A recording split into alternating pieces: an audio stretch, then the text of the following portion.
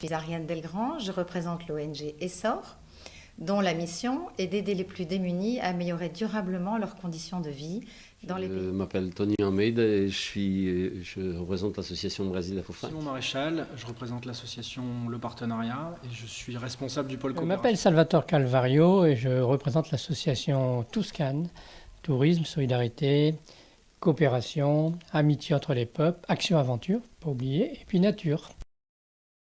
Au Brésil, Au Sénégal, Mozambique, au Maroc Cap-Vert, On est axé sur le Nicaragua. Guinée-Bissau. et en Guinée. Au Brésil.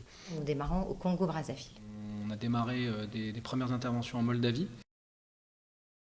L'éducation, petite enfance, enfance, adolescence, la formation et l'insertion professionnelle, et également le développement agricole citoyen, du rêve à l'action. Alors ce projet s'adresse à la jeunesse, une petite pédagogie qu'on a mis aider les jeunes d'abord à savoir ce qu'ils veulent faire dans la vie, à mieux définir le projet de vie, et puis à réfléchir aussi à ce que c'est qu'être citoyen.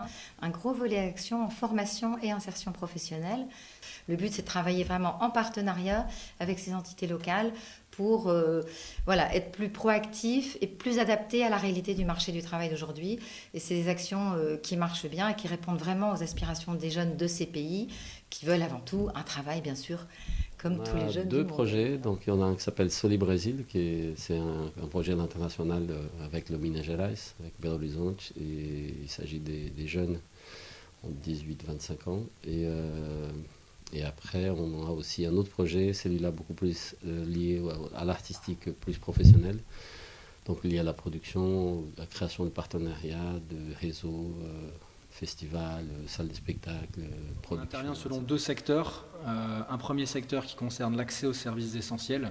Donc on va parler d'éducation, de santé et d'accès à l'eau et à l'assainissement. Le deuxième secteur, c'est un secteur beaucoup plus large, donc destiné à promouvoir le développement durable. Et dedans, on va trouver différents sous-thématiques qui vont concerner notamment l'accès aux énergies renouvelables, la gestion des déchets, donc la collecte, le tri et la valorisation des déchets, et également la protection de la biodiversité. Et enfin, on a également un projet intéressant sur la promotion d'un habitat durable, notamment sur le premier secteur d'accès aux services essentiels, un gros programme d'accès à l'eau et à l'assainissement dans les écoles primaires. Un projet intéressant sur la promotion des énergies renouvelables, notamment sur le biogaz, où on est devenu un acteur de référence. Et nos actions, ça s'applique sur l'éducation, la santé et aussi sur l'accès à l'eau potable. Donc on a fait donc une école, cantine scolaire, bibliothèque, centre de formation, et puis équipé en informatique bien sûr. Et puis maintenant on est dans un projet d'accès à l'eau potable.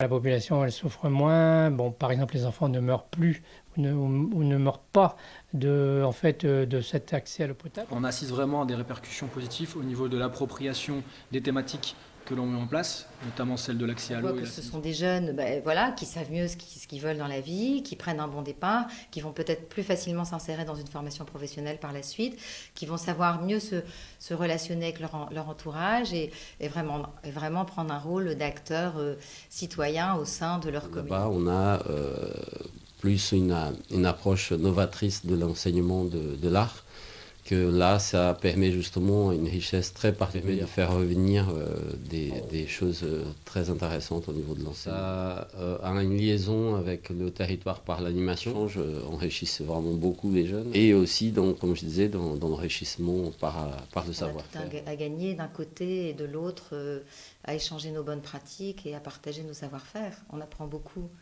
de là-bas.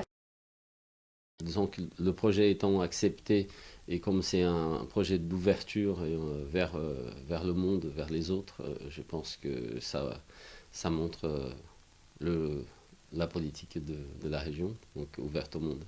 Je pense que la région fait beaucoup. En tout cas, elle fait pas mal pour mettre en réseau les acteurs. Moi, j'irais jusqu'à dire que sans une action tournée vers l'international, autant rester chez soi et puis fermer les frontières. On ne pourra pas, disons, à l'aube du XXIe siècle, ne pas prendre cette dimension de solidarité et de coopération.